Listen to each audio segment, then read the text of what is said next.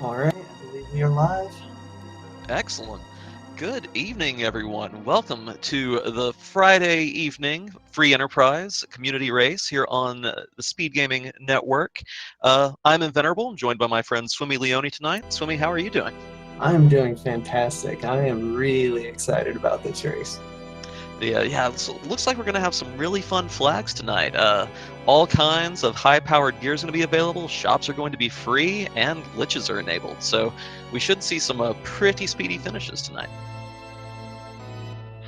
Yes, indeed. Um, we do have some first timers running this, and we have some uh, people who have been in the community for a very long time. So, yeah, we'll see how this goes. With these kinds of flags, though, any wild play can gain a massive advantage. Definitely. And it looks like we are just about to get underway. Excellent. Having a. Is that Porum or Palum? You That is know? Porum. Excellent. Green The, Cape is Porum. so we definitely have a white mage in our party already that can definitely smooth things out. She may be the weakest of the bunch in terms of HP growth, but Mm-hmm. still better to have one than to not have one. Yeah, although the sad thing is here in the early game. Oh, well, never mind. Well, that I solves was that going to problem. say that at the very early game, Tella's a better white mage, but Fusoya is a better Tella. Indeed. We do, however, we do not even have a Fusoya challenge flag, so he's going to come at full power, all 1900 HP, every spell in the game. Uh, this is going to be very few things are going to stand in these runners' way. Yeah, this is you never know what the key item progression could be, but I don't foresee anyone getting stuck on any very hard bosses. Exactly. We do at least have no free lunch active, so our runners won't be able to immediately travel the world and collect, a dozen party members. But the Darkness Crystal will give them access to one on the moon for free right off the bat, if they're willing and ready to sit through that cutscene. Right. It also grants access to another shop. We'll see if everyone remembers that. And we have Edge waiting in the Baron Inn already. Powered players ready to be picked up, but looks to be guarded by a lunar boss. So we'll see if they're ready to tackle it or if they're going to hold off just a little bit longer. Right. So the Baron Inn is guarded by two boss spots. The first one is actually a pushover because it's the spot where the Baron guards show up in vanilla. And Definitely. the second spot is significantly more difficult. It's where Yang shows up in vanilla. And in vanilla, there's a scripted event. After he kicks twice, you attack, fight's over. But in free enterprise, it has the full HP. You can actually kill him in vanilla too. And this boss is going to have that HP in Yang's stats. It's like, what, 4,000 or something like that? I believe so. Definitely along those lines. And physical attack power, and surprisingly, even the magic attack power, nothing to scoff at if you have just your starting game characters. Fu probably would still make it fairly trivial, but I wouldn't go there with Porum and Edward right off the bat, for instance. No. I've struggled there even with really good party members. It really depends on the boss. And we do have Great White Hope going ahead and triggering the Lunar Whale cutscene. Gonna do a little shopping first before heading to the moon. It's a very good idea on these flags. So, as everyone can see, items are completely free, and the most powerful items are available in shops. So, Great White Hope just picked up 99 Stardust Rods. Those are the strongest rods you can get in the game. Giving a plus 15 stat buff to Wisdom, making all those damaging spells much more powerful than they'd normally be. Yeah, it's equivalent to several level ups. Sirens also for sale in the Mysidia item shop, so grinding should not be difficult either. We'll probably end up seeing a bunch of omelets being made at some point once we get our underworld access. Yeah. So one of the interesting things about this flag this flag set is that you don't really have to grind. Also true. Just with Um, all the gear you can get, especially if you find adamant armor in one of these shops, pretty much every fight's just going to be how quickly can I get through it, not if I can get through it. And if you can get a good set of healing items, there are items that raise your maximum HP, and items that do damage based on your maximum HP. It's really Another not fun hard to take combination. on Zeromus with a low-level party with these flags. Definitely. Just find your apples, find your lightning bolts, blizzards, or fire bombs, and find some elixirs. And yeah, you could probably do this in, I guess, 35, 40 minutes. Probably. If you get lucky with the shops like that. So looks like we have Sid on the man.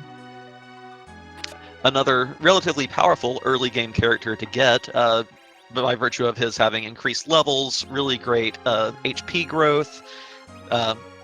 Usually someone you definitely like seeing him there over, again, Edward or young Rydia before you actually have the tools to make those characters powerful. Sid comes right out of the box doing damage and keeping your team alive. Yeah.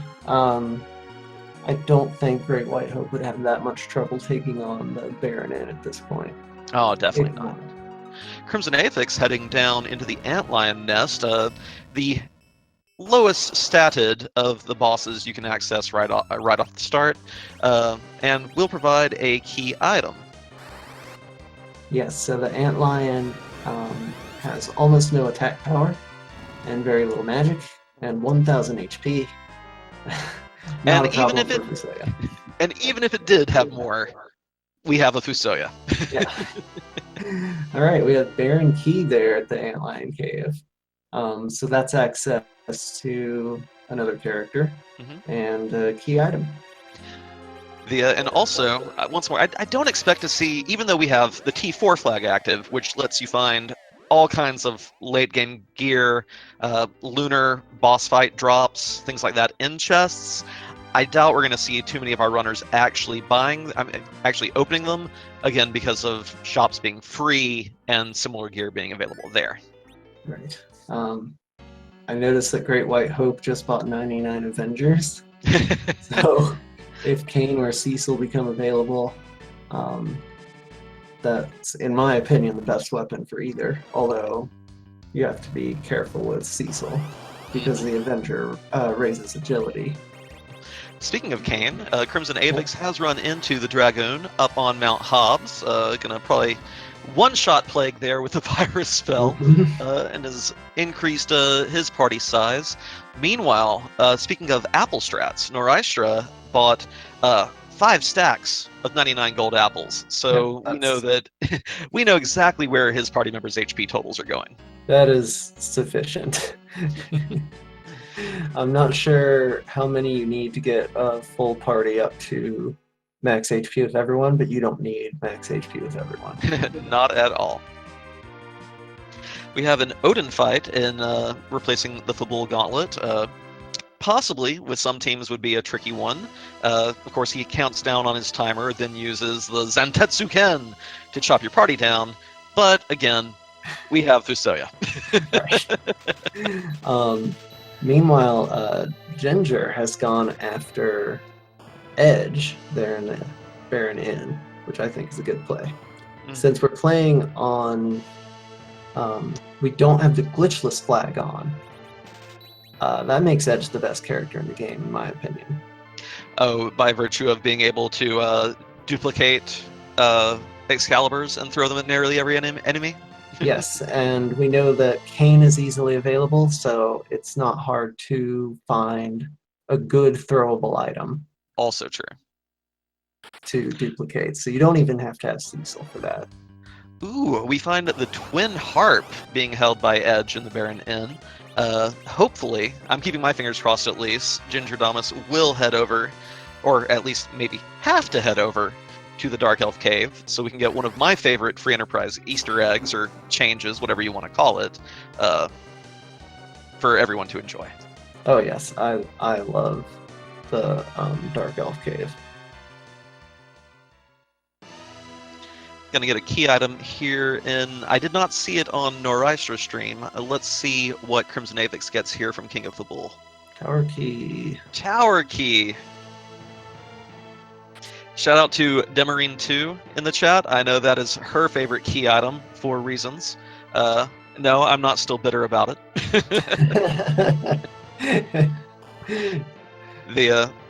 The tower key is a great way to send a runner off on what is possibly a wild goose chase.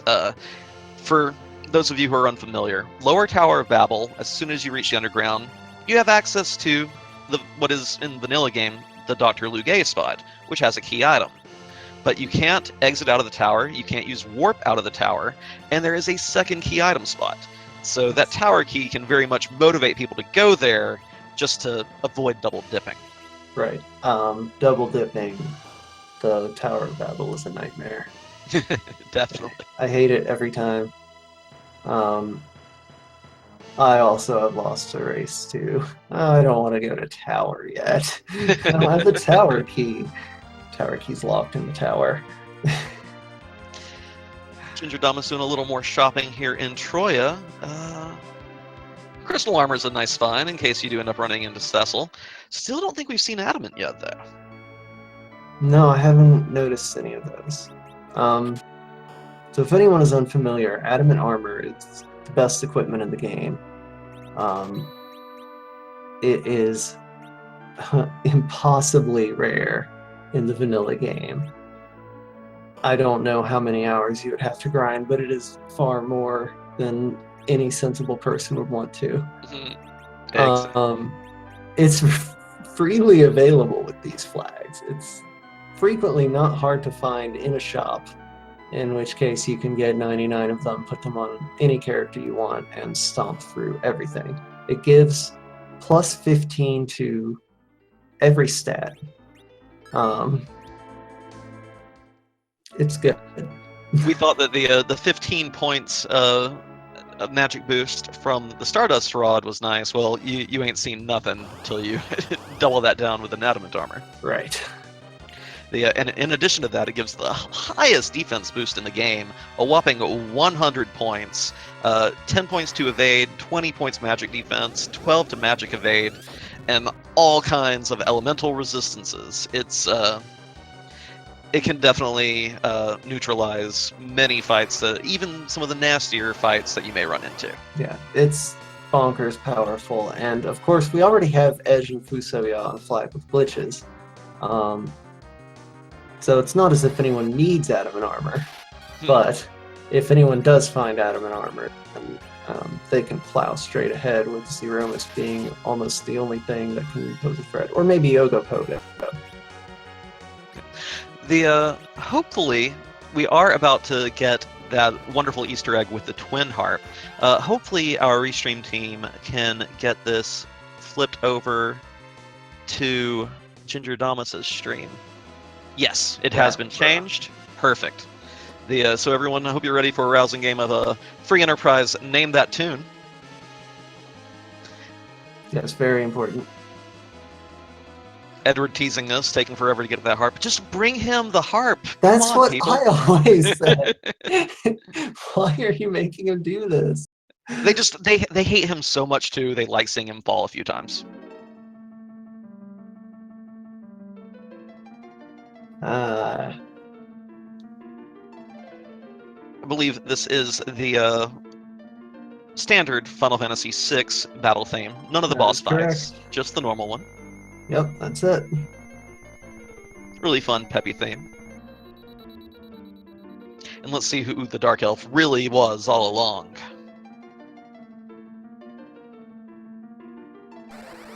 Me change? He split into 4! The Ginger Dama is showing off those HP percentage-based items here as well. Normally this spot has ridiculously high magic defense and magic evade. Spells will probably normally only do 1 damage. But because these give your party HP percentage-based attacks, they're still going to do their full damage. The Gaia Drum, of course, magic attack, only 1 right there. But you all saw how quickly the Light Bolt made quick work of the troops. One of the things I do really like about these flags is how diverse routing can get because you can go to so many places. So here we have Crimson taking on Baron Castle.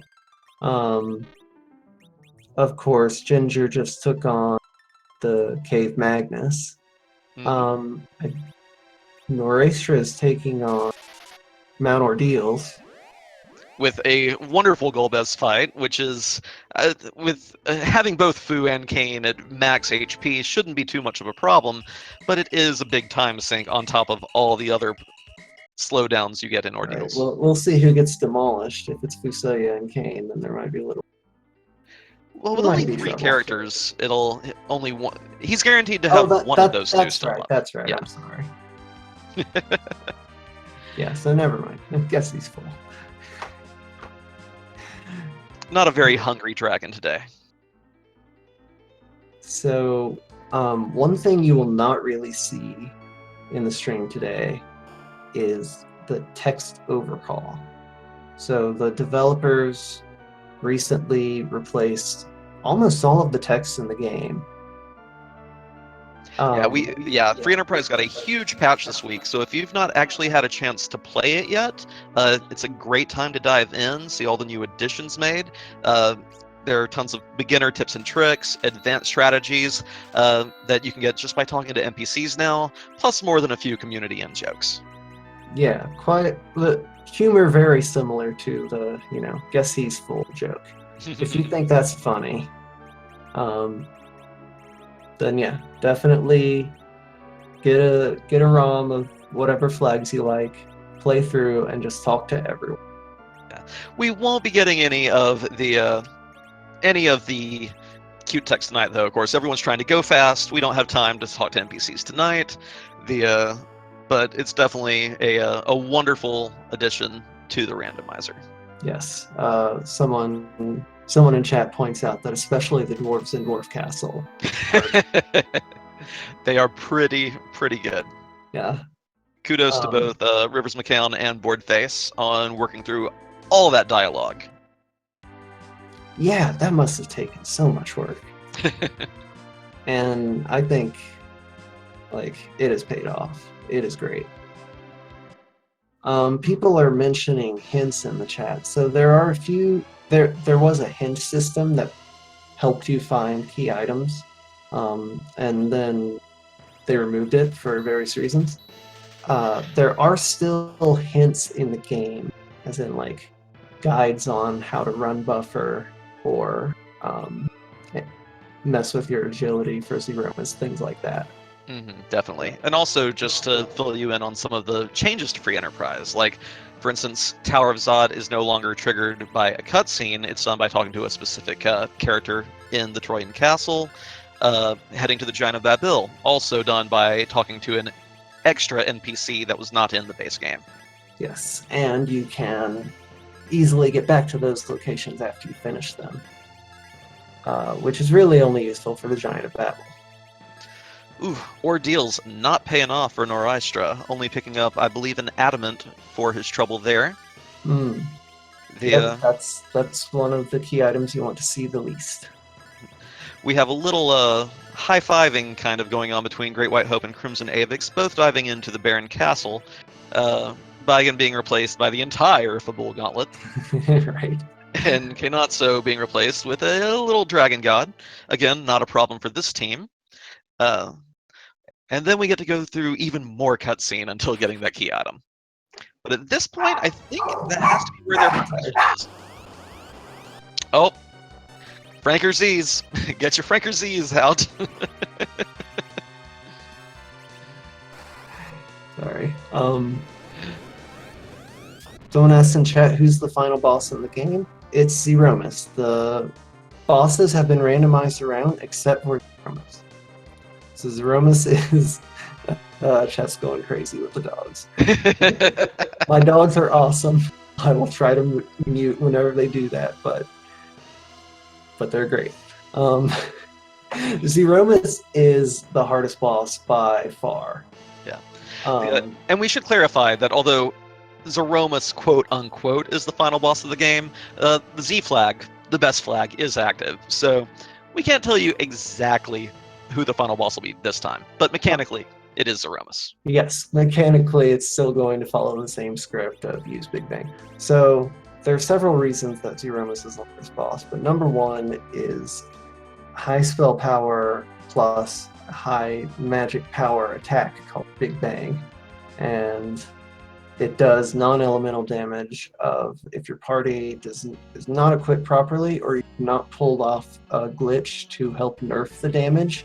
Does somewhere around 2,000 to 2,200 on each party member with not a whole lot of ways to stop it. Mm-hmm. And that's one reason why, at least under these flags, the three big things that people look for are, one, the crystal, because you have to have that to transform the Zeromus to a fightable form. Two, either the darkness crystal or the pass, because that's how we actually get access to Zeromus in Free Enterprise. And finally is really just a level gear party check.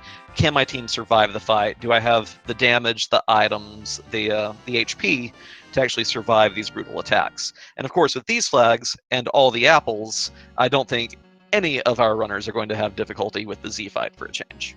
Right. Crimson is picking up Bacchus Ciders, which are very handy in the Z fight. Also note that Crimson Avix and soon Great White Hope will be getting their underground access from the Baron Castle location. So we do finally have underworld access with a whole lot more shops and a whole lot more prospective key item locations. Right. Those are, just like in vanilla, those are sort of big changing points in the game. Enemies and experience are much harder and it's much better in the underworld and on the moon. They've had moon access this whole time, but with these flags, there are no key items on the moon. Unless no free lunch is on, correct? Yes. Yes, it is. There is a chance that the Mist Dragon is on the moon. And if so, there would be a key item available by going to them. That is, not to, necessarily reference other randomizers, but basically when Mist Dragon has your crystal, that is our version of a ped seed. Yes. Yes, exactly. Yeah. And then I would say that having to get to the underground with the hook instead of the magma key, that's our Aga seed. That's worse than an Aga seed. Also true. Someday it is going to happen. So there's a flag that turns glitches off. One famous glitch is that after beating the bosses in the dwarf castle, you can use the warp spell, go back into the crystal room, get the darkness crystal, skip the seal cave entirely. One day, at some point, there's going to be a race where glitches are allowed, and the crystal is hidden behind Mist Dragon in the seal cave. That would be amazing. I've had Mist Dragon as the seal cave boss before, and I had to go back there to hunt it down when I'd done pretty much every other boss, because I'm like, oh, I looked at the key item, it was, adamant, legend, spoon, something like that, reset back to a save point outside the cave, and just completely forgot, oh, I need to check that boss. Yeah. It happens, and you're going through a seed, you finally clear out everything and think, oh no, I have lots more options available. I have just skipped past every single one of them. So you have to double or triple dip all these dungeons. So we mentioned earlier about how there was a big patch this week, and we did indicate that the final boss of this race tonight will be Zeromus in one form or another. But there have been a few additional flags added to Free Enterprise this week, where Zeromus is not necessarily the final boss if you're playing with other flags. You want to talk about the two new variants that have been added, Swimmy? Right, so the first variant is pretty simple. It's called Forge the Crystal. And the idea is, instead of finding the crystal, you have to find the legend sword and the adamant. and then forge it in the Coco blacksmith in the underground. This adds a little difficulty to the seed because whereas previously you had to have 2 items, Pass or Darkness and Crystal, now you have to have Pass or Darkness, Legend Sword, Adamant, and Magma Key or Hook, right? You have to have underground access. Mm-hmm. So it can just make seeds a little bit longer. It's not a huge difference. The other one is a huge difference. It changes the win condition for the game to simply beating the Giant of Babel. The Giant of Babel is blocked by 2 boss spots. The first one where you would normally fight the elements in vanilla. That spot has a lot of HP. I don't know how much. It's a lot. A lot of HP, a lot of speed, and a lot of attack power. Right.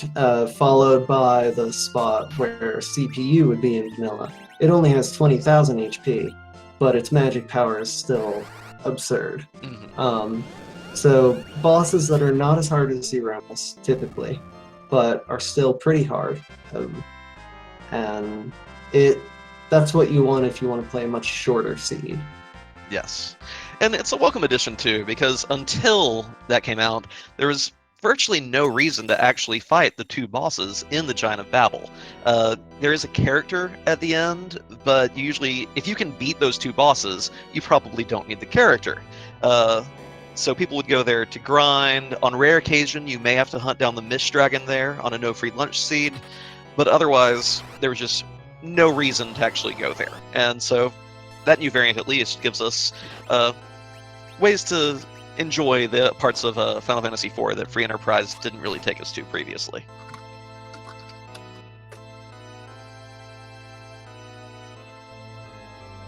The Crimson Avix, it appears, opted to go do a little bit of an underground tour, checking out the key item in the Feymarch Rat-tailed chest, as well as checking the shops. Appears to have gotten an Earth Crystal for his trouble. Great White Hope, on the other hand, diving straight into the Dwarf Fortress, gonna clean up the bosses here, and if he remembers that glitches are enabled, get 2 key items for the price of 1. Correct. Both very good plays. Diving the Cave of Summon Monsters is fast. You don't have to fight any bosses, and with encounters off, you can just blaze right through, pick up the item, and go.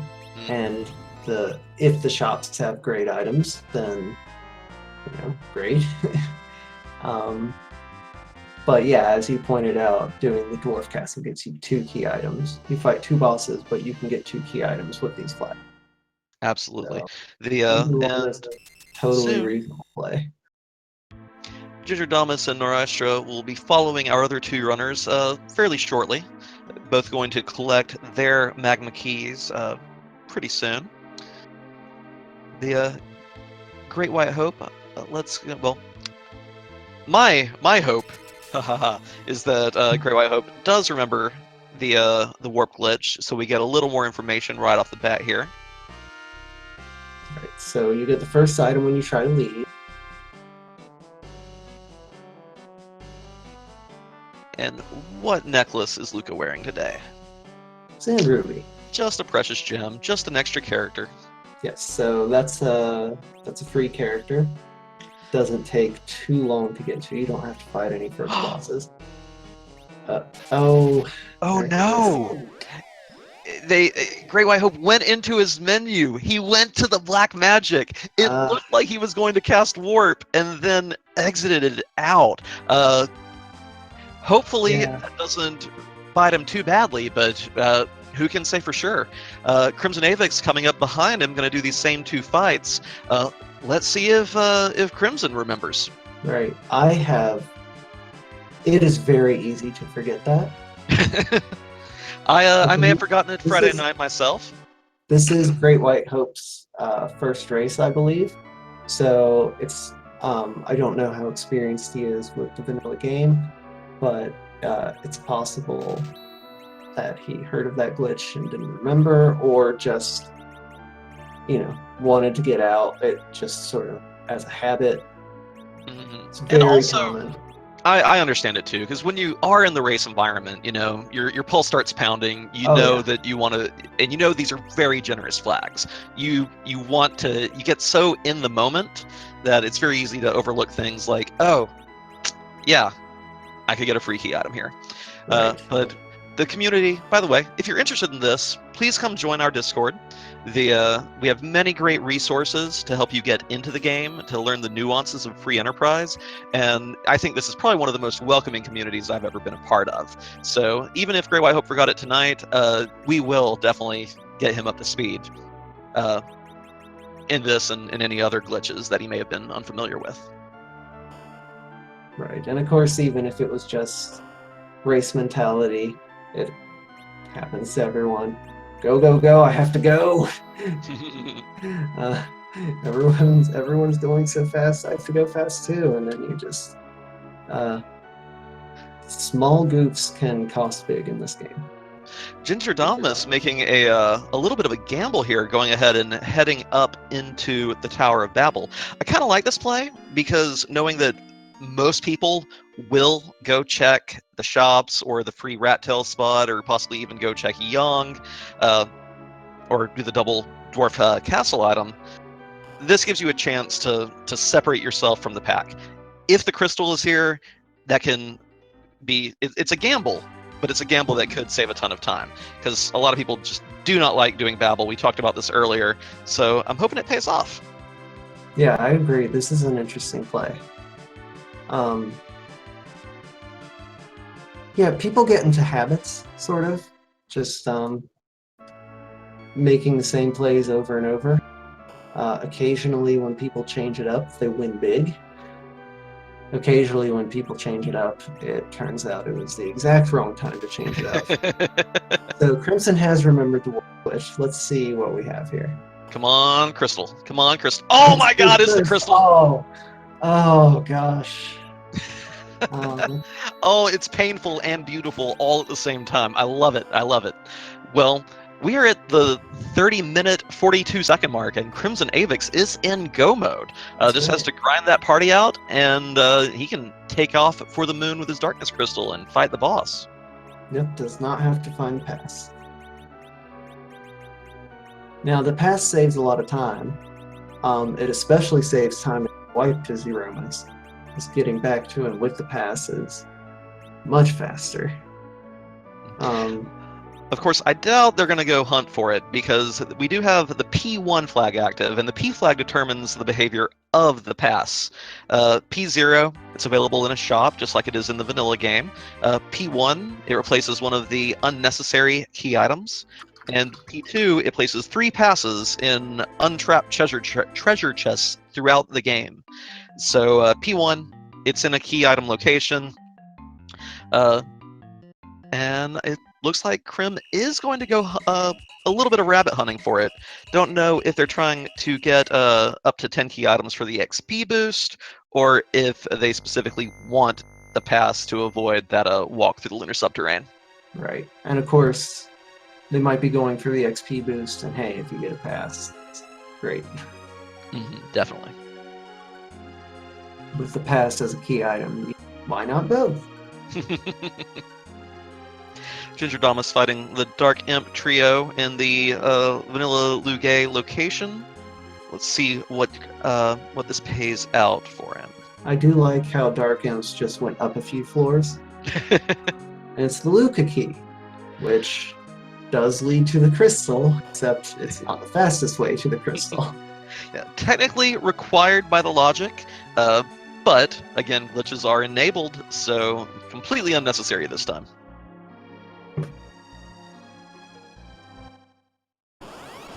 Erastra is making Dwarf Castle play. We will see if he remembers the warp glitch. Mm-hmm. And by the way, everyone, make sure you go hop over to each of our runners' pages and give them a follow. They're giving you great entertainment tonight, showing off this game that we all love dearly, and hopefully putting on a good show for us tonight. We've got we do have a little bit of highs and a little bit of lows, and we'll see if more of our runners remember that warp glitch.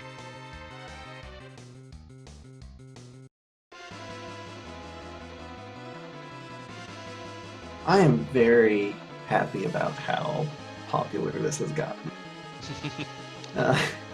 Because we're constantly getting new players, new people coming into the community. We're getting cool suggestions for how to improve the game. Yeah, and we get... it's just so great. Well, one thing that I really like about it is that it's another open world randomizer. The fact that from the start you have multiple decisions you can make. I mean, there are great randomizers that are far more linear, but the open world nature of this just makes it far enjoyable to me. And speaking of jet seeds, we have a victor. El Magus has already finished in first place with an SRL time of 34 minutes 39 seconds, with Nirm hot on his heels. 34 minutes 58 seconds, barely sniped. Oh gosh, yeah, those are two of our top players. They're very good at this game. So it doesn't surprise me that we found a finisher.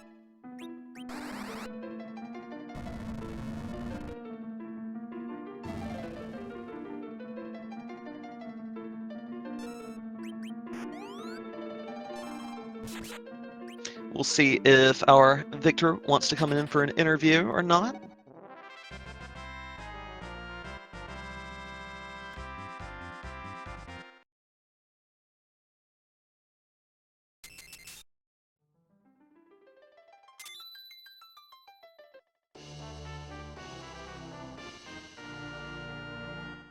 Great White Hope digging into Dark Elf Cave, getting a spoon for his troubles as well. Let's see if Ginger Damas and Noraistra both make these, both remember their warp glitches.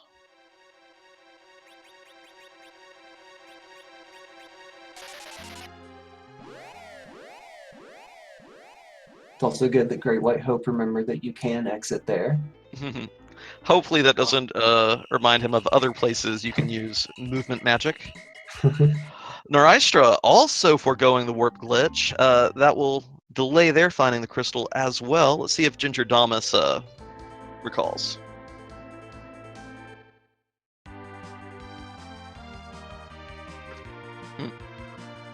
Bilbotic saying in chat, glad I didn't race this one. What, you don't like 35-minute finishes? Personal best for everyone.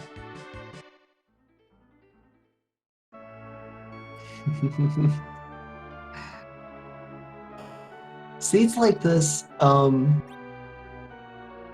they make for really intense races. Because you've probably not made a play that has put you 10 minutes ahead of anyone else. Also Since true. any play is less than 10 minutes on a flag set this easy. Yeah, it's very generous, very quick. And I'm looking forward to seeing just how many people come in under the 1 hour mark. I think we're going to see a lot of personal best tonight.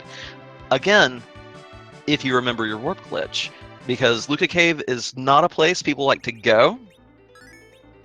So perhaps people will put it off a little too late. Yeah, no one wants to dive the sealed cave. Which I actually think is an underrated play. It's true that the dungeon is a pain to get through, but you can see what the key item is before you fight the boss. So you can just save outside of the cave, rush through, and then reset as soon as it's not something good. And you'll have lost a few minutes, but also everyone hates playing the sealed cave, so it can pay off very big.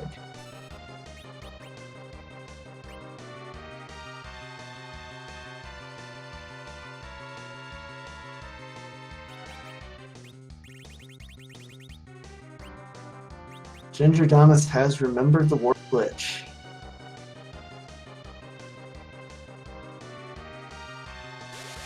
He is rewarded with the crystal. Excellent. So 2 of our 4 featured runners did. It'll be interesting to see how long it takes the other 2 to actually get to the Luca key and the cave. Norystra already made a beeline for the Lugae spot, so he may go there sooner rather than later. Great White Hope, though, looks like it's going to clear out a few other locations before heading to Babel.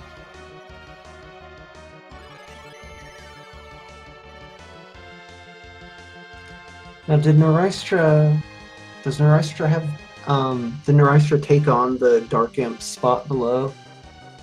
I missed it. I'm sorry, what was that again, Sumi? Did Norystra take on the Dark Imp spot? Someone in chat says yes. So I just missed that on that screen. Crimson is doing an egg grind.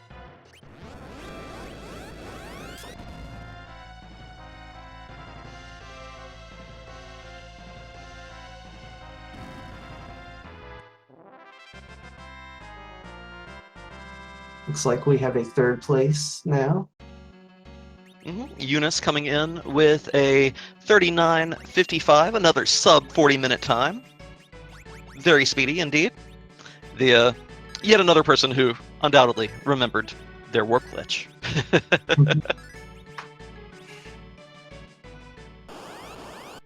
Or made a risky Luca cave die. Man, that is nice though. We will get to see who the actual boss of the sealed cave is. That's true. Which is something we don't frequently get with these flags.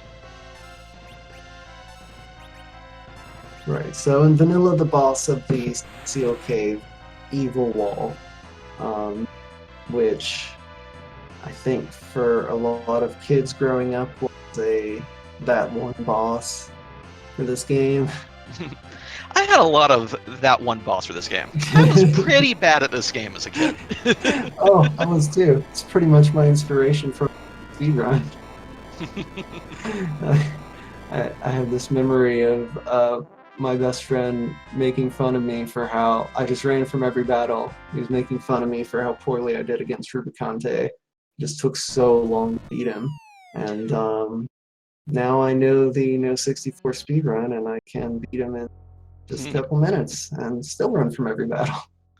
Yeah, that is one thing that I do like about these flags as well. Note that we are playing with the E3 flag tonight. This makes it to where random encounters are toggled on or off at your leisure. The encounter rate in vanilla FF4 is, I think obscene is not too strong a word to use. There are places where it'll feel like you're getting in a fight every other step. So being able to toggle those is great. Other E flags similarly will reduce the frequency if you still want to have those random encounters guaranteed, but not have them, constantly being barraged at you. Right. Random encounters in this game act strangely as well.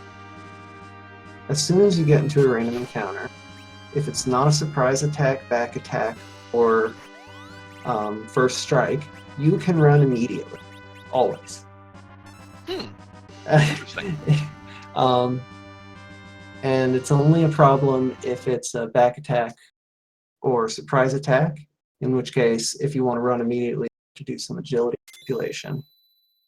And if it's first strike, you can run immediately, but you have to wait for the first strike message to go away. So it's actually slower.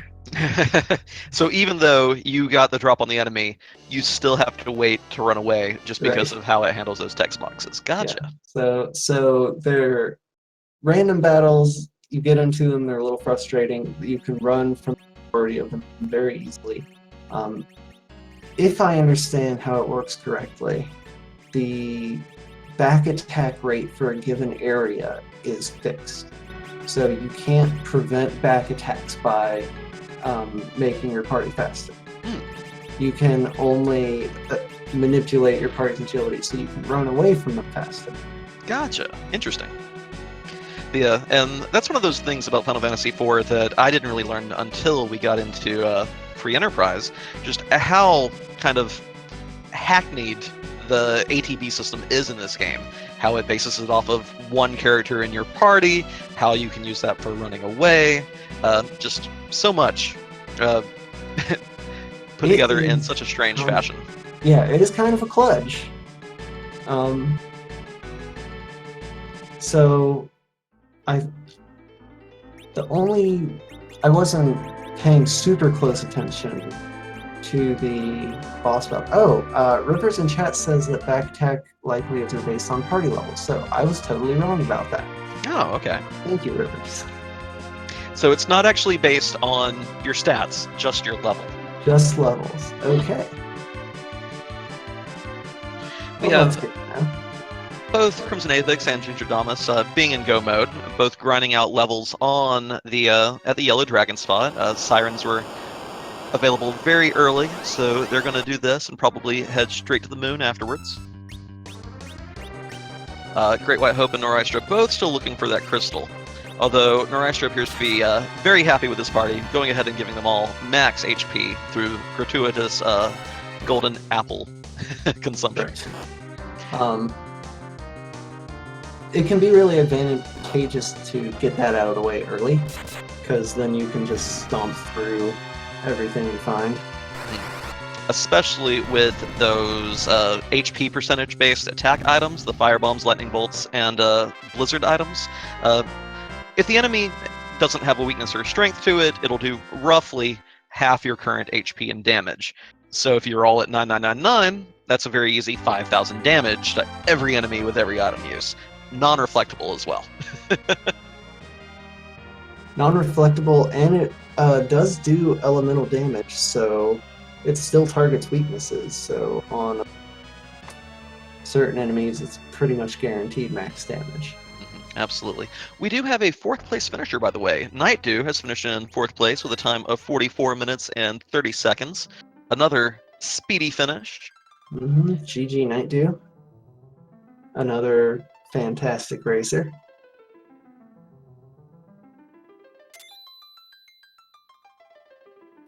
Crimson Avix finally going to the moon, seeing the Sid that he could have had at the very start of the race had he wanted it. Probably happy with his team and not going to keep the engineer around. Yeah, I don't think so.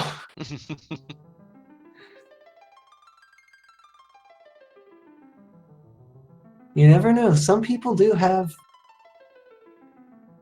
very strong preferences for certain characters. Like I see a lot of fans of Yang as an HP tank. I see a lot of fans of Sid as an agility anchor. And a lot of fans of Rosa for being just straight up good at everything she does. Oh, I mean, Rosa's the best. Everyone knows that. No, legitimately, in any of my runs, Rosa is one of the characters I want to see the most. Especially if it's a kind of seed. We have a comment in the chat about Speedy at 10 minutes behind number 1. Well, first of all, we don't necessarily hold ourselves to the El Magus standard of speedrunning. The man is a monster. He's fantastic. He's taken this community by storm, just winning race after race. So, 1, you have to take that into account. 2, depending on the flags, even relatively benign flags can end up taking a very long time in free enterprise, just in case your particular item chain puts your crystal all the way at the end. Yeah. So I would say 10 minutes is not uncommon to be a difference in times of top racers, even on speedy flags like this.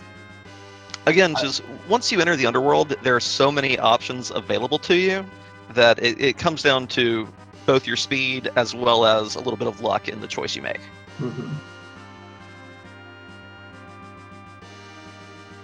We have a 5th place finisher. Panzer Dave has finished with a time of 47 minutes and 37 seconds.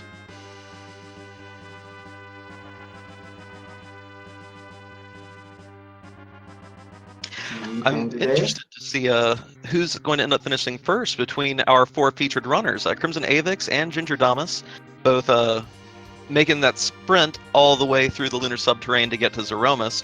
Crimson's going to get there a few seconds ahead of Ginger, but of course that Z fight can go very differently either way.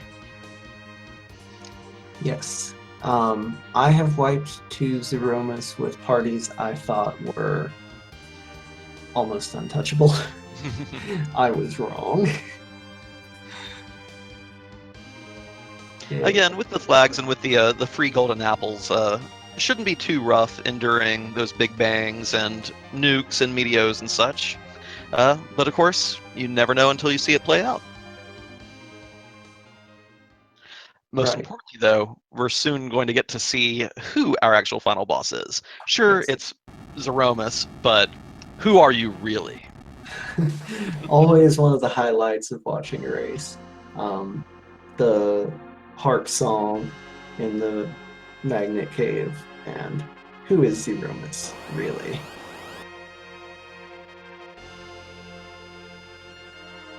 About to have our crystal usage and our unveiling as we wait with bated breath.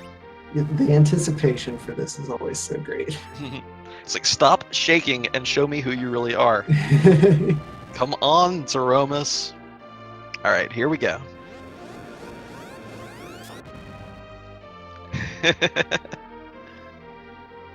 His true colors emerged.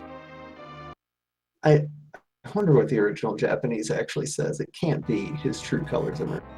Ooh. We're going ahead and getting a little ahead of the Forge Up Fiesta. Gonna go ahead and try to get one of our crowns out of the way tonight by beating up Omegamus. Excellent. Yes, so if anyone doesn't recognize that sprite, it's one of the super bosses from Final Fantasy V.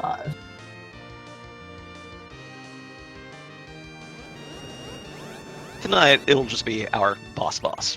Nothing too super. Right, this flag changes Zeromus' appearance only. It does not change his battle script or statistics in any way. So, speaking of Zeromus' battle script, do you want to talk about that while we're in the middle of two fights here? Sure. The main thing about Zeromus is that his Big Bang attack does ridiculous damage. Depending on your equipment, it didn't look like much there, but I'll get to why in a moment. It typically will do around the neighborhood of 2,000 damage. What you can do, though, is that at certain times in the battle, if you hit him with a spell or an item that has a spell effect, he will counter with a nuke and lose a large part of his magic power. That takes that 2,000 damage that it'll normally do and puts it into the far more manageable 500, 600 range. And even though these parties' HP is not an issue, that's how you'll see some runners come here with teams that look far too weak to survive, and just through perfect timing, manage to survive it. Right. The other sort of big thing about Zeromus' script, I guess, is that he has around 110,000 HP, except he doesn't really. The game pulls a trick to get it to that point. He actually has around 65,000 HP. And when you get down, once you've taken off about 45,000, any direct attack will cause him to refill his HP. So our characters tonight are mostly using Berserk strats. They're equipping Avengers or Berserking characters, and otherwise just casting Nuke to go straight for the kill. Another common set of strats you might see is to cast Reflect on a character, bounce spells off that character, and bypass the HP refill because it's a counter attack, and reflected spells don't get counter attack. Bad Artist Keith asks in the chat, how does an FF4 randomizer work? Well, there's several out there. Free Enterprise particularly starts by giving you the airship right at the beginning of the game. And it takes 17 of the key items, you can see them on the tracker there along with the pass, and redistributes them throughout the game. They'll still unlock the normal things they unlock. Darkness Crystal will give you moon access, Twin Harp will let you beat up the Dark Elf spot, things like that. And this gives you different paths you can take throughout the game. At the start, you could say, okay, I'm going to go to Antlion Cave, or I'm going to go to Mount Ordeals. And depending on what key items you find, you'll unlock further pathing, and eventually you'll come to the end and beat Zeromus. So yeah, it's pretty nice. It open world randomizer instead of just a content randomizer, and it can make things pretty interesting, especially when that one key item you want is very well hidden.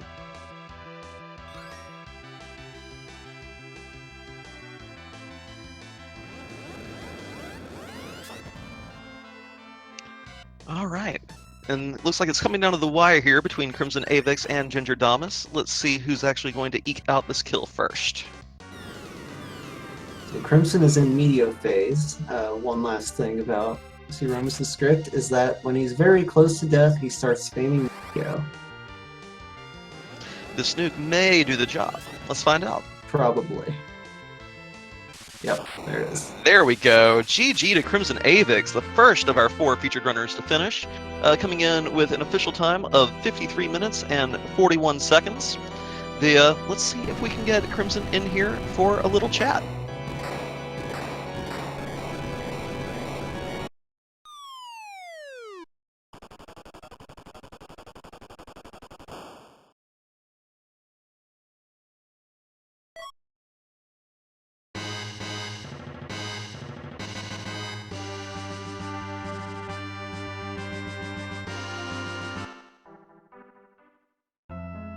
Great White Hope is diving Sylph Cave to speak to Yang.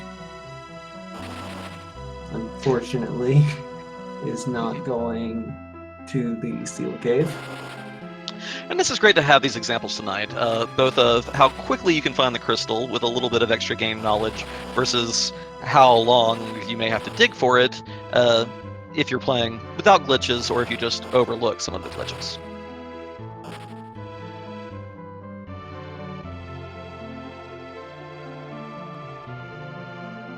Racer has just finished. Tower Exhaust, gotten the rat tail. So the deal with Yang is that his wife, called Sheila in all the remakes. Looks like Ginger Damas is finished. There we go. Yeah, GG to Ginger Damas, finished with an official time of 55 minutes and 6 seconds. Just barely got sniped by Crimson, pretty much. So the deal with Sheila is that she has 2 key items. 1, talk to her after you've talked to Yang on the ground. And 2, give her back the pan after you have hit Yang with it when he's underground. Alright, and I think we're going to try to get Crimson in here in just a moment. I believe our tracker needs to do something here to trigger the invite process.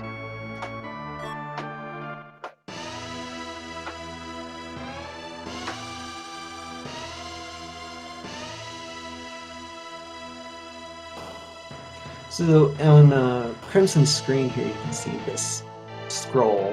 One of the, you might have noticed that the very first one, 10 out of 17 key items. And one of the community in-jokes is 17 out of 17 seed.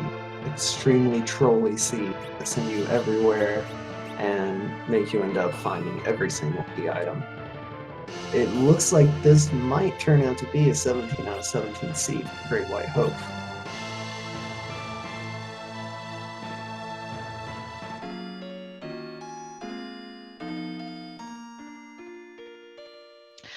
I know that I hate diving the sealed cave as well, and if, heaven forbid, at some point they realize, oh, I could have glitched there, may just hope, no, I'm not going there. I'm angry about it.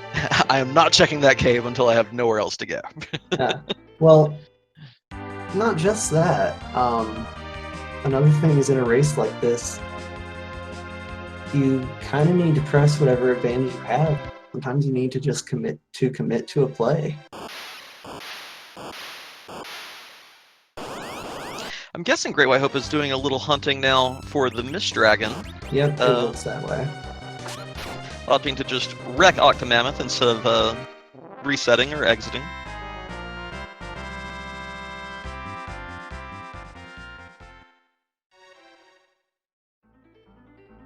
Of course, the Mist Dragon could be on the moon. There are 6 available boss spots on the moon, I think.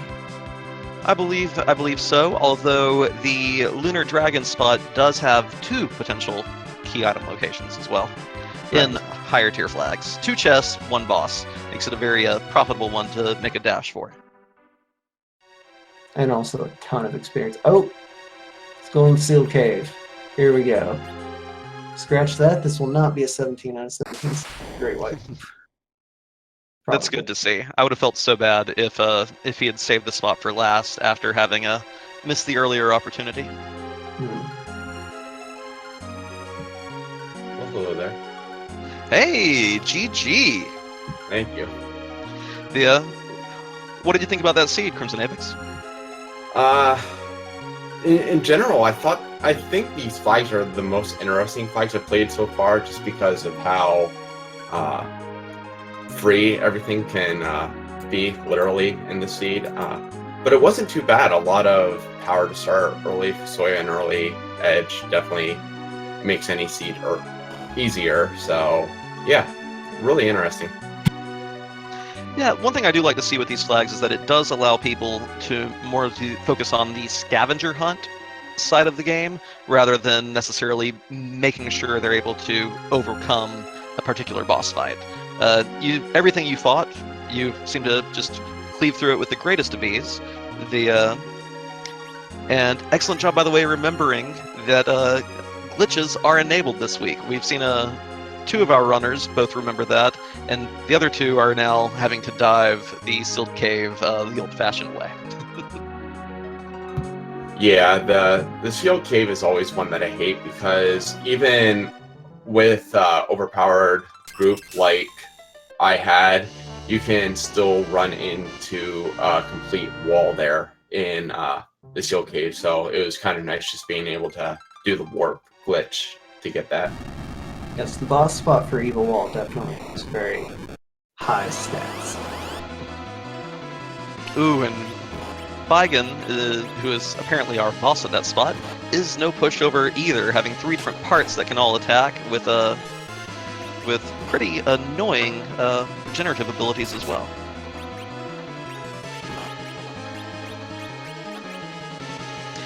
So, quick question as well, Crimson. Have you signed up for the Free Enterprise League yet? Yes, I have. I will definitely be part of that. Excellent.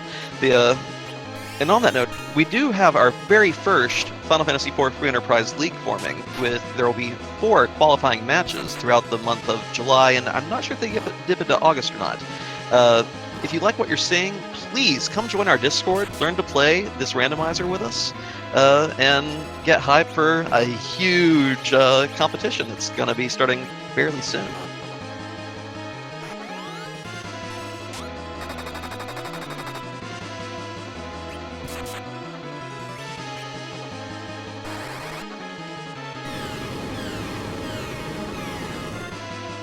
Crimson, what'd you think of that Zeroma sprite? Actually, I'm kind of hoping to see a few more outside of the Final Fantasy series. I mean, I love Omega Mist. It was a good sprite. I haven't come across while playing yet, so that's always fun. But I do like to see the ones that are pulled from outside the series, definitely, just because they seem to be more entertaining. So. A little more surprising to see, Mike Tyson in the spot instead of another Final Fantasy boss. I can see that for sure. I think we're going to try to get Ginger Damas in here as well. There we go. GG, Ginger Damas. Thank you. Hello, everybody. How's it going? You two made it very exciting for everyone. Hot on each other's the lunar subterranean to get to Zeromus. Why don't you walk us through a little bit of your thought process that seed, Ginger? I've been trying to make a habit lately of just not defaulting to running right to Antline. So I was like, oh, I'll try and get a couple key items in the overworld. And then, as you saw, I eventually broke. I'm like, okay, I'm going to go do the Antline now. Which was, of course, the required thing to progress. And then eventually it just fell into place from there. It was just, I was at 10 key items before I knew it, and I was in go mode. It was like, well, I'll grind a couple fights just in case. Still not super confident on my Zeromus, even with like 6,000 HP characters. And yeah, it was pretty simple seed. Oh yeah, those flags definitely make things a little bit more of a walk in the park than they can otherwise be. For those of you who are watching, make no mistake, these can get really cruel really quickly. I believe we had a community race just the other week where the first place time was over 2 hours even. So that's one great thing. It's so customizable that if you want a seed that's going to challenge you and take up the the better part of your evening, you can make one. If you want one like this, where you're going to have completely overpowered characters destroying everything in their path, have at it. Why not? Fusoya start, beautiful, nothing better. Love seeing it. Everyone's favorite mop. Yeah, that's what I said. Fusoya, and then Edge sitting right there at Baron, waiting for you. Yeah.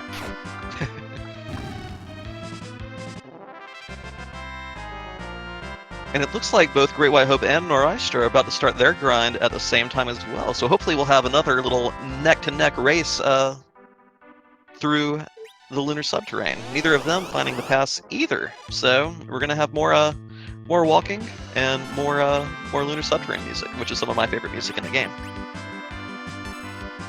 I'm a big fan of the moon music personally. It's very weird. Very alien, yeah. Yeah.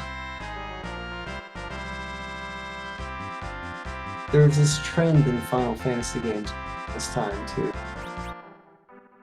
I don't know, give you multiple worlds to explore, starting with Final Fantasy III, giving you multiple maps. Aha, you thought that was the world map, but there's more. Yeah. Overworld, Underworld, Moon. Final Fantasy V gave us World 1, World 2, merged worlds. 6 is like, okay, we're just going to have an apocalypse mid-game. Yeah. I think Sirens were in an Overworld shop. I remember seeing someone buy them fairly early, Crimson. Yeah, I bought them. I forget where. Yeah. I also forget where. I know I had them, but yeah, same story. These seats can be kind of a blur. Where did you get this or that? Everything was so every fast. single shop has so many valuable items. When the money is set on free, I've made a point of, if I see something, just run in. Like, if I think I might ever want it, I just buy it right away, because I'm never going to remember where it actually was. Yep, just buy a stack of 99 and go for it. Yeah, if it were P0, it'd be like, yeah, I'll take 99 passes. Sure.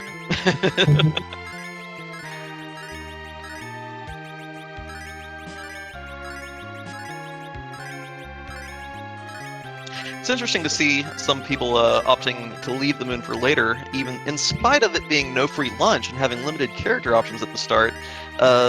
Several of you, Crimson, I don't think you did, and I see Nor'Easter also, did not go to the moon for the free character, opting instead to just roll with early Fu and just steamroll that way. Yeah, with early Fu and early Edge, and then getting Kane on top of that, I really wasn't too concerned, because even if I wouldn't have gotten Cecil to replace Tella there, I probably would have done Ordeals either way for my 10th item and just ran with Tella instead. So I wasn't really too concerned with Edge and Fu both there. Gotcha. Yeah, I think that was a good play, because that moon cutscene eats up a lot of time, and then you have to go back to the planet, because there's nothing on the moon. Miss Dragon is there.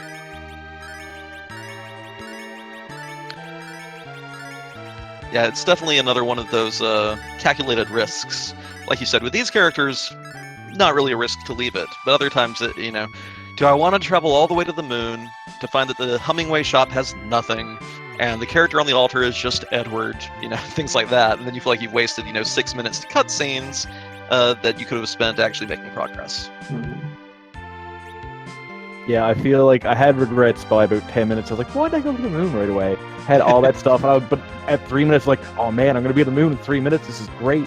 I love this. I don't know why, man. Just got excited. I mean, honestly, the biggest debate for me in that entire seed was which grind I was going to do, and then I saw Coffins, and I'm like, well, that answers that question for me. There you go. It looks like Nor'Easter is opting not really to do much of a grind, being content in the mid-30s after having appled up the HP to max levels for everyone. So it should be interesting to see how their Zeromus fight goes. We may see some slightly different strats in this one. It looked like both of you did a lot of zerking and traditional nuke to nerf the Big Bang and such. So let's see if Nora mixes up the strat a little bit for us.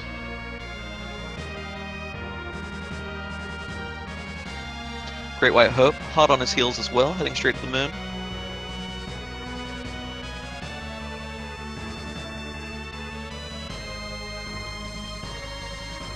Natar in chat saying that also not having to do a lot of grind because of gold apples and Soma drops.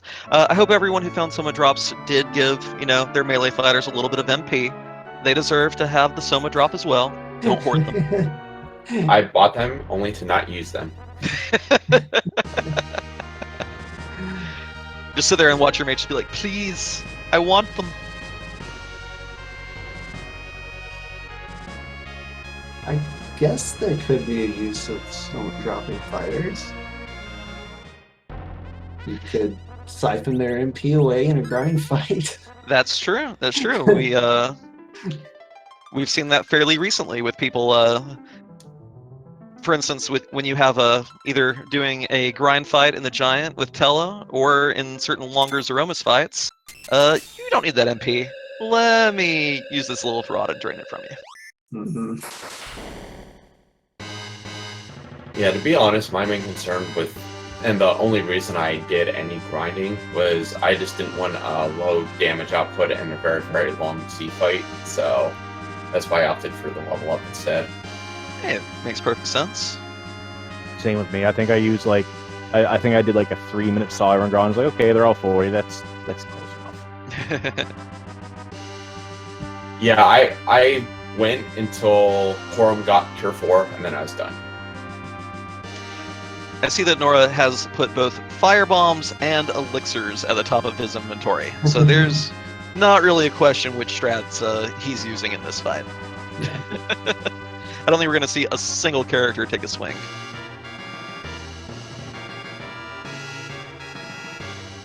Right, the disadvantage of that strategy is, of course, the animation time called the counter nukes. But at 5k a hit, without having to put a whole lot of time into grinding your character, since you can grind your HP, Yeah. it's still probably overall faster in seeing this.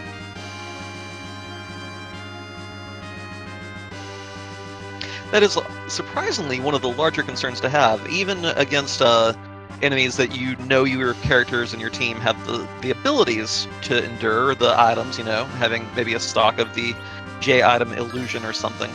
The enemies that use counterattacks frequently can just end up taking so much time in a fight. We talked about hunting the Mist Dragon earlier, and transformation time there. So even if you can beat an enemy, the question is, can you afford to take the time to do so? Of course, Zeromus, not optional. I don't know if I have time for that fight. It takes a I'm just going to clear the Giant instead. Sounds good to me. Yeah, that's actually, I think, more the reason why I hate the Golbez fight, other than the fact that he can really be buffed in some situations. I just hate all the text boxes. Just having to sit and wait, yeah. Absolutely. Although I do appreciate Guess He's Full. Especially Also when very the only one he demolishes is Edward.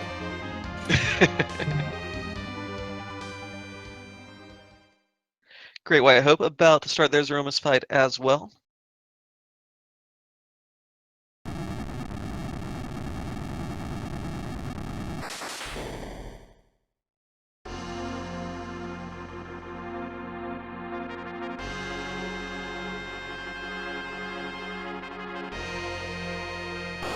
Still get a little bit of a chill every time that music starts for this That's fight. just what I was thinking. I've seen this a gazillion times, and I still think this actual scene in Vanilla, even though it takes forever and it's really boring during speedrun, is really well done.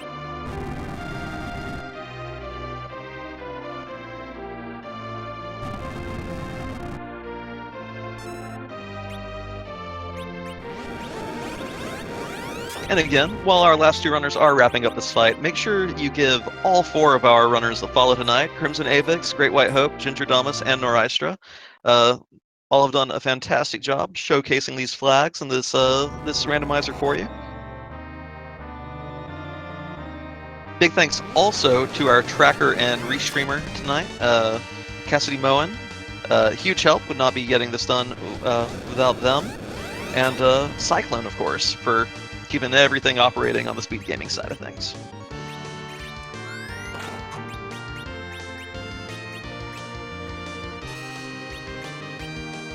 Also, thanks to Speed Gaming for hosting this race, and to Natara for setting it up.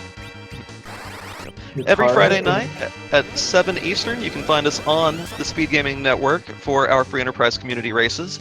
We also have Monday night races a little bit later on the Randomania Network. So if you like what you see and you want to learn more about it, make sure to join the Discord, come on by and watch the races, and come play the game with us. It's a blast. Yes, come play this game. There's always someone in the Discord looking to race.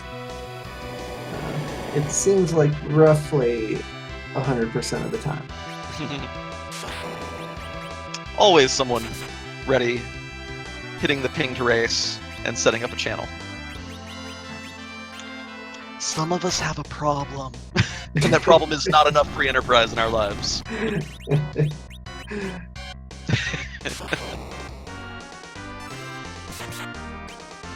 With all of these races, a lot of people get very good too.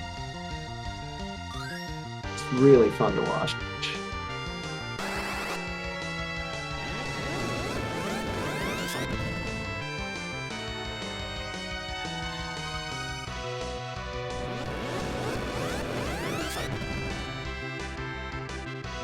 Very White Hope doing a good job showcasing edge strats as well, having a huge stack of powerful swords to throw. If you don't want to do the berserk strats, you can always just, fling 100 legendary swords into a giant robot.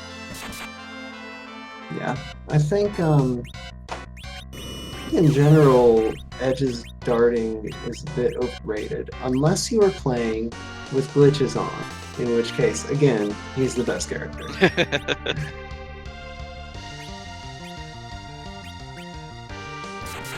I think Alright, a lot of Oh, sorry, go ahead.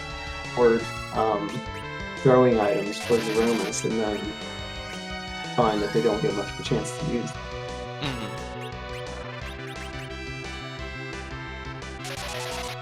Not I think it'd be saying interesting. Sorry. I think it'd be interesting to see if someone actually went in and did math and the timing and compared, okay, let's say that Edge has a stack of Excaliburs to throw versus having adamant armor and 2 Masamenes equipped. Do you want to do the Berserk or do you want to fling the legendary swords? I wonder what the actual breakpoint is for efficiency on each of those. I do not actually know. Ooh, Meteor Phase! That means Nora's going to be wrapping up fairly soon here. If you have a very good item to dart, I think darting is probably more efficient most of the time. So, the items that you can throw do have highly varying powers. Surprisingly, the Ninja Stars not that strong. And they're so expensive in the vanilla game, sadly. Right, shurikens are much weaker than Ninja Stars, and they sell for a lot of money. So one of my big money makers in more stingy seeds without glitches on items cost a lot is get rid of all those shurikens. Definitely. And Norashtra taking down Omegamus with an official time of 1 hour, 16 minutes, and 56 seconds.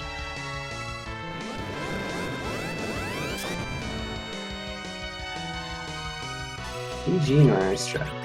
GG. Norashtra looks like they're getting ready to join us. I appreciate people showing off all the different Zeroma strats. Most of them anyway.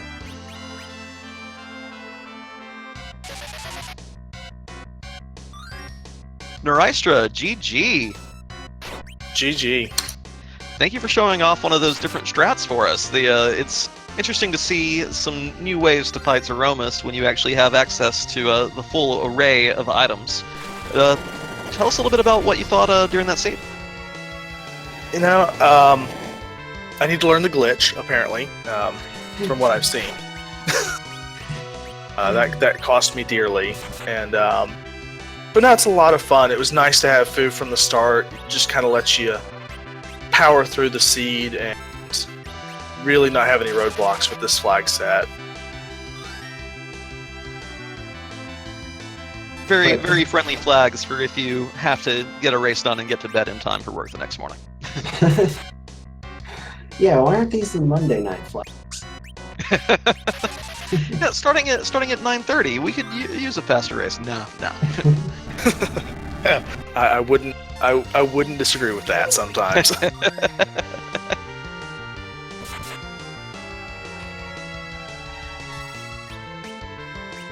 Yeah, it looks like it'll be a fun one to come back. I'm gonna have to go pull up some of the ones who finished off stream and see how that's an absurd time even for these flags. I would wager that the key thing, other than of course remembering the warp glitch to get the crystal, is to probably what you did actually. The apples plus the HP percentage based items and elixirs. Just use that combo and not worry about leveling. Hey, Great White Hope has finished as well, rounding out our featured 4 with an official time of 1 hour, 19 minutes, and 31 seconds. GG to Great White Hope as well. Yep, GG Great White Hope, and thank you so much to all of our racers allowing us to feature your stream. Oh, it's our pleasure. And for anyone who's wanting to race these are friendly flags, as you can see. I know myself, this was my 3rd SRL race and probably 6th seed overall that I've completed. Definitely fun flags. If you are looking for some beginner ones, the only thing I might change would be to add free lunch, so you have a little more character variety in case you get stuck with an Edward instead of a Fusoya.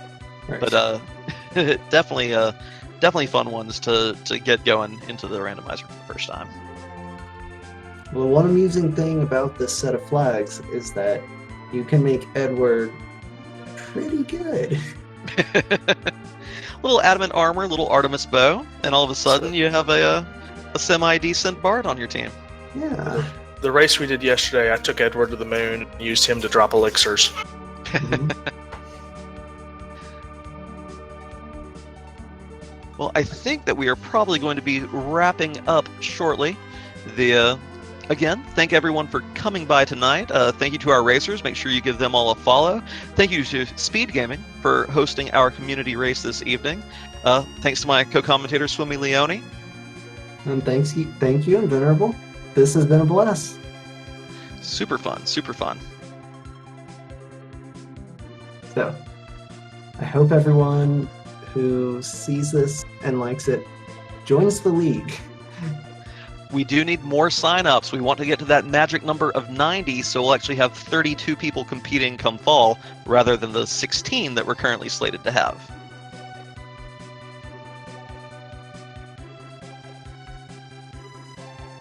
Flags are posted for both the qualifiers and for the actual league itself, so there's no reason not to get a lot of practice in.